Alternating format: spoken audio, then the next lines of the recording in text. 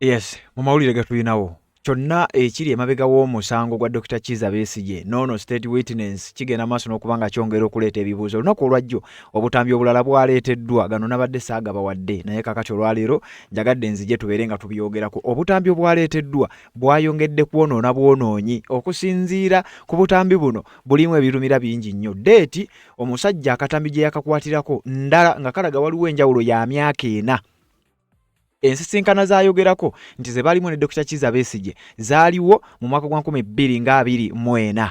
Kyokka obutambi bwe baleese era jjukira mu nsisinkana ezo obutambi bwe yaleese nga bwe bugenda okulumiriza nga bwe yasisinkana Dr. Kizza Besigye era ne batuula mu kibuga Geneva ekya Switzerland n'ebibuga ebirala nga bwe yabyogedde. Kyokka bino byonna babyogera nga Dr. Kizza Besigye mu kkooti taliiwo. Kati omusajja ono mu kuleeta obutambi olunaku olwajjo obutambi bwe yaleese waliwo ebitaateredde bulungi nnyo bitaategeerekese kubanga amaloboozi n'ebifaananyi byabadde tebirikkiriya. Kati obutambi bwe yaleese olunaku olwajjo biri byabadde byakwosa jjo then kati olwajjo obutambi bwe yaleese ate ne bwongera kwonoona bwonoonyi kubanga deeti zaabadde tezimaakinga nti twasinkana 2024 e Geneva mu Switzerland. Then n'enkwata obutambi bujje bulumirize. Yagenza okuleeta obutambi nga bwakwatibwa 2-2. Ekirala ekyogeza abantu obwama mu kkooti kyekyokuba nti akatambi kano kabadde kalaga nga kakwatibwa ng'ennaku z'omwezi 24 ogwokutaano omwaka 2020 wabula nga tekitegeerekese oba nga kamera eyakozesebwa yeyalina ennaku z'omwezi enfu. Oba kamera gye yakozesa yalina ennaku z'omwezi enfu naye nga bwo obutambi bwabadde tebugatta na bintu bigenda mu maaso n'okuba nga byogerwako. Ebifaananyi byo byabadde biraga nga kituufu Dr. Kizza Besigye yennyini nga n'okumulaba omulaba wabula ebya vulugu eyabadde wano yabadde takwataganirako ddala. Wuliriza. Wilson testified under oath that the specific security meeting in question took place on January 28, 2024. Yali 2024 omwezi gwali gwa January nga 28. Omukulu ono Andrew Wilson Orlando jukira twakuwadde eddeera ebirumira nti ono yakozesebwako mu musango gwa Dr. Aggrey Kiyingi eyo tetujja kuddayo. Kati omukulu ono bwe yazze okulumiriza yategeeza nti alina obujulizi obulaga nga 28 omwezi ogwa January 2024 baasisinkana ne Besigye era mu nsisinkana ez'enjawulo yakwatanga obutambi era nti n'obutambi abuleese bugende maaso n'okulumiriza Dr. Kizza Besigye nti ye. When the recording was played before Criminal Division Judge Emmanuel Baguma, it displayed a hard-coded visual timestamp of May 24th, 2020. Jukira video kamera ezimu bwe ziba zikwata ziteekako date. Kati akatambi bwe babadde bakapuleyinga jukira wali akugambye nga 28 January 2024 basisinkana ne Besigye n'akwata obutambi obulumika nti Besigye yali bali mu kudiscussinga nsonga za mmundu. Kati ne bamugamba obutambi butuwe nti ye nti buubwo bupuleyinge nga kituufu bulaga Dr. Kizza Besigye wabula ng'ate obutambi bulaga bwakwatibwa nga 24 ogwokutaano 2020 myaka nga 4 emabega. Wano nno ebibuuzo ne byeyongera. Bannayuganda bangi ne batandika okwekengera naye omusajja ono obujulizi bwo bwaleeta tubukkirize nti butuufu. Olaba ne kino ekya deeti kiganya okubeera nga kitegeerekeka, kiganya okubeera nga kikkirizika kiki ekiri emabega w'omusango guno. Ng'ebyo bitadde ebbali nakali tokeerabira ky'omusajja ono yakozesebwako nga John Hunter omusango gwa Dr. Aggrey Kiyingi. Waayita kabanga katono Dr. Aggrey Kiyingi emisango ne bagimuggyako. Kati mukadde kano ali ku musango gwa Dr. Kizza Besigye naye obujulizi butandise okuba nga bwo bwennyini nga n'oba tonnabukubamu bituli olwedde bwo bwennyini bukulaga ebituli. Nsonga z'obufumbo olina omwami naye ng'akutawaanya, olina omukyala ng'akutawaanya, bajja ne bakwagalako ne bagenda. Gwe alina ebizibu mu byenfuna nga ssente zikuyita mu ngalo, w'oteeka ssente zifa bufi b'owola tebazza. Gwe aloota ng'ogwa mu nnyanja, gwe alumizibwa omutwe nga guganja okuwona, naawe aloota ng'ebintu bikozesa ensonga z'obufumbo. Nina ekifo ku mugga awali amayinja wennyambulirako ebisiraani, ekikwa, ekifiiriza, omudibo, obutaganja, obutaweebwa. Nzijanjaba abantu ab'enzikiriza zonna, nsiŋŋaanibwa njeru ku lw'ejjinja. Gwanjagala kuba ku nnamba yange eyo, naawe aliye wale nnyo yita ku WhatsApp. Yes, webale kubanga okyaliko yonna gy'osinzira okubanga gy'otulabira ddala gw'atambula naffe. Naba kubanga osubscribinga kirira wansi awo olaba ekigambo subscribe kikwateko kwata akade ka notification olero omu ku abo abasookera ddala okumanya buli bwe tuba tutaddeyo ate tubeere nga tutambula. Gano amawulire mbadde saagabawadde ate nga twetaaga okubanga n'ensonga zino tetuzireka mabega. Kakati Dr. Kizza Besigye nga bamuvunaana omusango gwa treason nga ne munnamateeka we eyandibadde amuwolereza Erias Lukwago nga naye ali mabega wa Mitayimbwa, wakati nga Dr. Kizza Besigye tali mu kkooti, obujulizi ne bujja nga bumulumiriza. Era bw'otunuulira mu katambi olabira ddala nga Dr. Kizza Besigye yennyini yali mu katambi. Wabula ngenda kusooka nkuzzeeyo eggulo, okuzzeeyo okwosa eggulo gye byatandikidde ngenda kusomweza 24. Omukulu ono yasoose n'aleeta obutambi nga tebulabika, wabula nga bumanyi NTV yo yayiyama okubanga ate ebintu ebimu ebitugondezaamu. Kati njagala tutandikire ku byeggulo, then ate nzije nkuwe ebya yesterday but 1 nga 24, then nzije nkuwe ebyeggulo nga 25. Gwe kennyini ogende mu comment section ombuulire bino ebintu oba emboozi egattirawa. Nga kkooti ewulira omusango gwa Besigye ogw'okulya mu nsi olukwe tennatandika kwekennenya butambi n'amaloboozi. Munnansi wa Amerika era omujulizi omukulu mu musango guno Andrew Wilson, kkooti emusabye asooka annyonnyole engeri gye yasobola okukwatamu obutambi buno nga tewali amwekengedde. Agenda kunnyonnyola obutambi yabukutte atya nga bano babukwata tebamwekengedde kumubuuka. Obutambi n'abukwata successfully ne bubeera nga buli bulungi nnyo era abulese mu kkooti, wabula basoose mugamba sooka onnyonnyole wakola otyo bukwata nga tebakutegedde. Andrew Wilson abulidde kkooti nti kamera enneekusifu ze yeeyambisa kuliko kamera eyali mu kyaja y'essimu, eyali mu power bank, mpozi n'endala eyali mu ssaawa gye yayambalanga ku mukono. It has a camera in it and it's also a USB charger. Can you show code to the camera? It's a small dot in between the two charging ports, my lord. Ku kamera zino yagattako obuuma obukwata amaloboozi bwe yasanga mu bifo eby'enjawulo, gamba nga mu kimuli ekyali mu ddiro we basinkaniranga, kw'ossa obwo bwe yayambaliranga mu ngoye. It's a magnetic audio listening device. How is it used? It's a very simple device. At the top it has on, off and voice activated. So you charge it, switch it to voice activation. Ono ategeezezza nga bwe yasobola okukwata obutambi bwa nsisinkano 4 okuli ensisinkano 3 ezaali e Geneva mu Switzerland nga 29 Ogw'omunaana 2023, nga 28 January 2024 nenga 14 June 2024, kw'ossa ensisinkano eyali mu kibuga Athens ekya Greece nga 29 September 2024. One of these was used in the first meeting. After that, in the other meetings, to ensure I captured everything, I used both. Okay. Nga bino biwedde, oludda oluwabi lulaze kkooti akatambi akagambibwa okukwatibwa mu nsisinkano eyasookera ddala eno yatuula Geneva mu Switzerland ng'ennaku z'omwezi 29 Ogw'omunaana 2023. Okusinziira ku Andrew Wilson, akatambi kano akabadde tekalabika bulungi yakakwata yeeyambisa kamera enneekusifu eyali mu kyaja y'essimu, era mbu ensisinkano eno yali mu Besigye ne munywanyi we Joel Wakayima. I was sat. Yes. But due to the low angle of the camera, you only see up to about my knee. During the meeting, Dr. Besigye was sat on the right-hand side of the couch sofa. Yes. Joel Wakahima was sat on the left-hand side of the couch. Olw'okuba nti akatambi kabadde tekalabika bulungi, Wilson asonze ku musajja ono gwategeezezza nti ye Besigye ng'eyeesibye ekitambaala ku mutwe ye Wakayima, ate ng'ono abadde alabikako amagulu yeye mwennyini. Can you pause it? Who is that person? That's Dr. Besigye. This video is from after the long meeting. Joel Wakahima, Dr. Besigye, and Frank Kahiri went out for a discussion. Ng'oggyeko abantu mu katambi obutalabika bulungi n'okuwulira amaloboozi gaabwe kibadde kizibu, era obwedda Wilson yannyonnyola kkooti ekigenda mu maaso. This video here is where I signed a memorandum with Joel Wakahima. And this is what my imaginary group, the company I was representing, would be providing, such as weapons, financial support, and what we expect in return from the shadow government when they took power.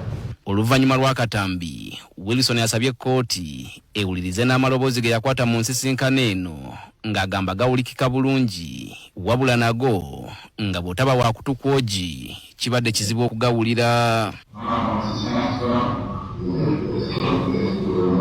Kyokka Wilson ategeezezza nti eky'omutindo gw'obutambi n'amaloboozi okuba omubi kyava kukuba nti yali teyeetegese bulungi mu nsisinkano eyasooka ng'agamba bye yakwata mu nsisinkano ezaddako byo birabika era n'okuwulikika obulungi. At that stage of the first meeting, my job was to provide information.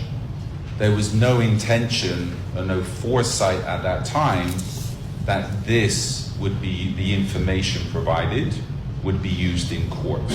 Olunaku olw'enkya kkooti yakugenda maaso n'okwekenneenya obutambi obulala. Wilson bw'agamba okukwata mu nsisinkano ez'enjawulo ze yalimu ne Besigye nga bateesa ku ky'okutta Museveni n'okumamulako gavumenti ye, wabula onajjukira nti bino byonna bigenda mu maaso nga Besigye tali mu kkooti olw'obulwadde obumutawaanya mu kkomera Luzira. Obutambi bwe yadde ayogerako nti enkya oba enkya gye baabadde boogerako lwe lunaku olwajjo nga 25 era obutambi obwo kakati bwe ngenda okuzannyira mbunga ku luno aleese obulikkiriya wabula ng'obulikkiriya ennaku z'omwezi tezimaakinga. Wuliriza katusooke n'ekiwandiiko kino okusinziira ku kiwandiiko ekifulumidde ku mukutu gwa The Observer nga nabo boogera ku nsonga y'emu ey'obutambi obulina deeti ezitamaakinga. Wuliriza. The treason trial of four-time presidential candidate Dr. Kizza Besigye and his co-accused continued Tuesday with the state witness and spy Andrew Wilson Orlando presenting additional video and audio evidence. Musango gw'okuvunaana Dr. Kizza Besigye kwagala okutta General Yoweri Kaguta Museveni. Andrew Wilson Orlando yaleese obutambi obulumika yatuulanga ne Besigye mu meeting y'okwagala okutta General Yoweri Kaguta Museveni. Besigye continues to be tried in absentia due to his reported ill health, while his co-accused Haji Obedi Lutale and UPDF Captain Dennis Ola appeared before the High Court trial Judge Emmanuel Baguma. Nti Besigye newankubadde taliiwo bano bo Dr. Haji Obedi Lutale wamu ne Captain Dennis Ola bo baaze ne balabika ate mu kkooti ey'omulamuzi amanyiddwa nga Emmanuel Baguma. Abatugamba nti Wilson continued his testimony on Tuesday, playing lengthy recordings of meetings that Besigye and Joel Wakaima allegedly held in Geneva, Switzerland. Tambi buno nti yali asisinkanye Joel Wakaima era nti baali Joel Wakaima ne Dr. Kizza Besigye nga bamusisinkanye mu kibuga ekya Geneva e Switzerland ati nga gye basisinkanye n'omukulu ono. Unlike Monday's presentation, where the audio and the video clips were unclear and the individuals could not be easily identified, Tuesday's video provided clear images, including that of a white individual whom Wilson claimed was him, with Joel Wakaima and Besigye. Okwawukanako ne ku Monday, obutambi omusajja ono bwe yaleeta kati bulabika bulungi, audio tawulikika, kyokka ate nga ne video terabika bulungi. Akati buno bwo bwe yaleese olunaku olwajjo bo wabadde bulikkiriya era nga bulaga omusajja omweru akireiminga nti ye Andrew Wilson Orlando eyayitibwanga Join Hunter mubiri eri. Kati ng'omulala ye Joel Wakaima, then n'owookusatu nga ye Dr. Kizza Besigye. Mu katambi ako osobola okutunula katambi okukifaananyi ekyo nga wengenda maaso n'okubanga tumalayo ekiwandiiko then nkulaga akatambi kenkakasa nti oyinza okuba wakalabyeko. However, the audio from the clip was once again bubbly, distorted, echoing and noisy. Nti newankubadde nti ekifaananyi kyabadde ng'ekirikkiriyamu wabula eddoboozi lyabadde teritusobola kuwulikika bulungi era bw'obitegedde. Although the laughter of Besigye, who appeared farthest from the recording devices, could occasionally be picked up, the voice of the male figure next to the device could not be discerned. Uliriza nti newankubadde byabadde bityo ye Dr. Besigye olw'okuba nti yasese ate nga esoko yeemanyikiddwa ye yadde asobola okutegeerekeka nga bw'omulaba atudde eri ayambadde nga bw'omulaba atudde eri ono omuzungu atudde eri then nono ate asemberedde wano kamera side kamera kweri yagambibwa okuba Joel Wakaima kati nti ye eddoboozi ye teriwulikika naye ate ebigambo bya Besigye byo biringa ebiwulikika. Due to the poor audio quality of the video, Wilson had to make a great effort to explain to trial judge Baguma what was being discussed in the meeting. He insisted the dialogue detailed a plot to overthrow the government of January Kaguta Museveni. Nti newankubadde nga video ne audio byabadde tebitegerekeka bulungi era still omusajja ono Andrew Wilson yabadde yalina okugenda maaso n'okunnyonnyola omulamuzi Baguma nti ddala biki ebituufu bye baali badiscassinga awo, era n'ategeeza era alemeddeko nti munnange bye twali tudiscassinga kwali kujjako na kusuula gavumenti ya Jeno Yoweri Kaguta Museveni. Kakati nno omusajja ono n'agenda maaso n'okubanga akabatema nti the meeting ze twali tutuddemu era kyekyali ekigendererwa kyazo. Even changing the courtroom and the playback equipment failed to improve the audio output. Bagezaako n'okukyusa ebyuma ebyabadde bikozesebwa mu kuzannya obutambi buno.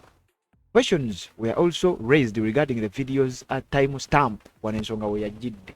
Ebibuuzo byazze ku nsonga ya video ne date yabadde erabikidde mu video.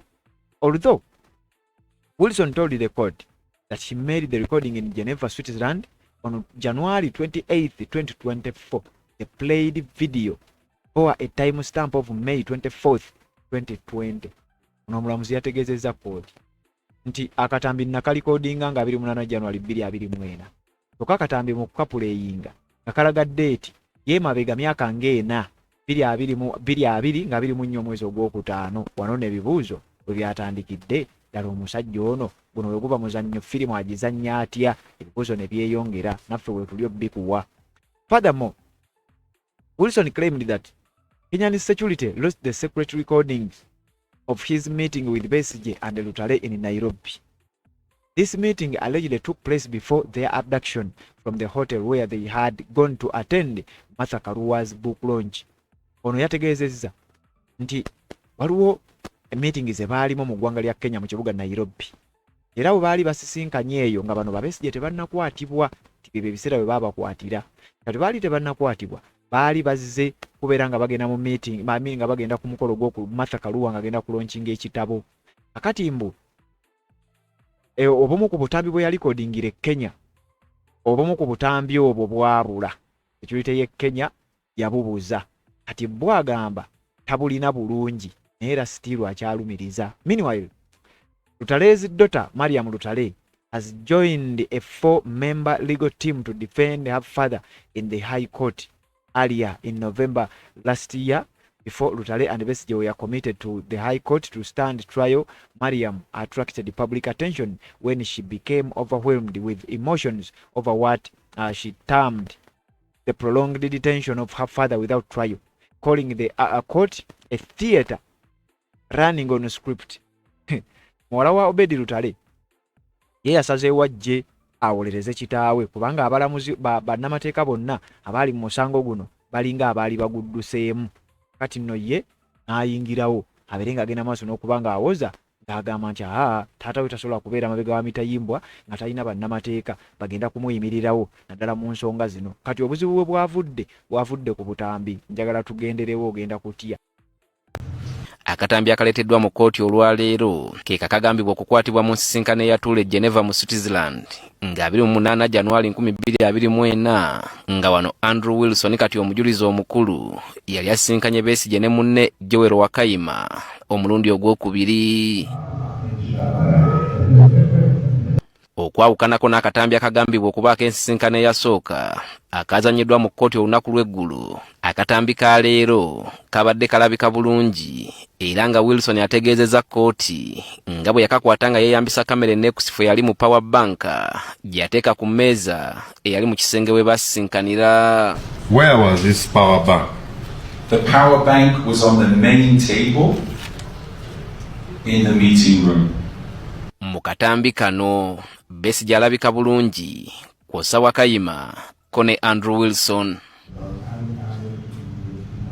Okusinziira ku Wilson mu nsisinkano eno Besigye yali musanyufu era nga yeetaya bulungi okusinga bwe yali mu nsisinkano eyasooka nga kino akitadde ku kuba nti yali amaze okumwesiga. I'd also like to say in this meeting Dr. Besigye was a lot more relaxed. What do you mean? In general, he was a lot more relaxed, a lot more talkative. A lot more talkative. A lot more talkative. Mbwera mu nsisinkano eno Besigye, Wakayima ne Wilson mwe bakkanyiza ku ky'okukola obulumbaganyi ku Museveni ng'obulumbaganyi buno bali bakubusa ku bayeekera ba ADF. My lord, here we're talking about blaming the ADF for the assassination attempt. Wabula bino byonna obwedda Wilson yabibuulira kkooti olw'okuba nti kibadde kizibu okuwulira amaloboozi g'akatambi agabadde gawawaala obuwaawaazi.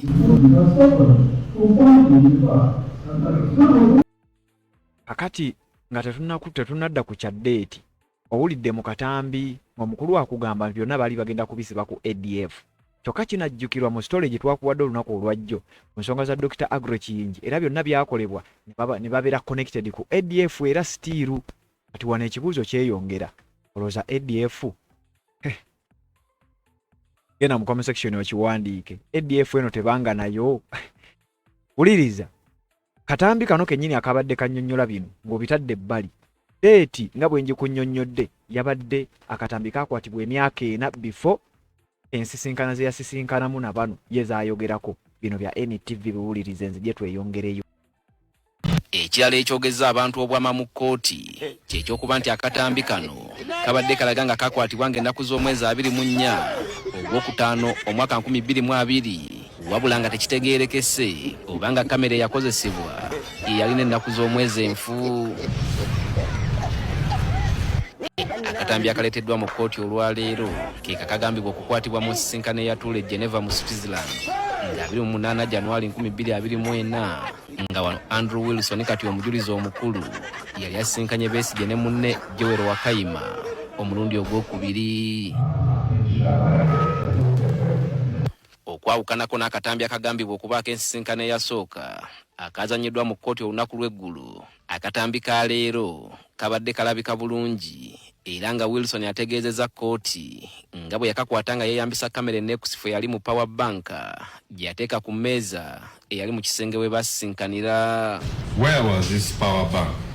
The power bank was on the main table in the meeting room. Mu katambi kano Besigye alabika bulungi kw'ossa Wakayima ko ne Andrew Wilson. Okusinziira ku Wilson mu nsisinkano eno Besigye yali musanyufu era nga yeetaya bulungi okusinga bwe yali mu nsisinkano eyasooka nga kino kitadde ku kuba nti yali amaze okumwesiga.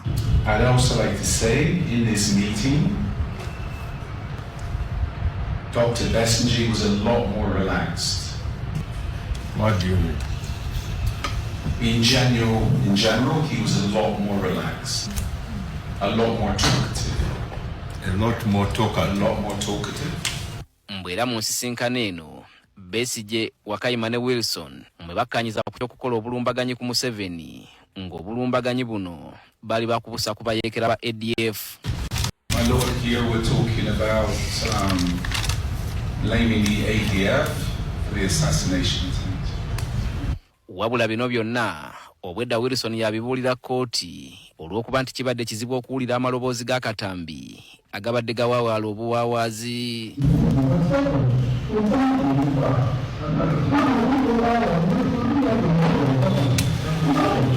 Ekirala ekyogeza abantu obwama mu kkooti kyekyokuba nti akatambi kano kabadde kalaga nga kakwatibwa ng'ennaku z'omwezi 24 ogwokutaano omwaka 2020 wabula nga tekitegeerekese oba nga kamera eyakozesebwa yalina ennaku z'omwezi enfu. Ebyo nga biri bityo Obed Lutale avunaanibwa awamu ne Besigye apondoosa ebyokwewolereza n'abivaako bw'atyo n'ayungula ekibinja kya bannamateeka abagenda okutandika okumuwolereza. Bannamateeka bano kuliko muwala we Mariam Lutale n'abalala okuli Wilson Kato, Silas Ogulu, Faluku Kizito ne Bayani Tulinawe nga kati kitegeeza Besigye yekka yasigadde nga talina bannamateeka kyokka nga ne mu kkooti taliimu kugoberera nsonga nga kale ne bwana bawakwewolereza wakusanga okusoomozebwa okw'amaanyi olw'obulwadde obumulemesezza okubeera mu kkooti. And what followed? kati enkya kkooti yakuwuliriza amaloboozi agaakwatibwa mu nsisinkano eragiddwa mu katambi olwaleero kw'ossa okugenda mu maaso n'okwekenneenya obutambi obwakwatibwa mu nsisinkano endala.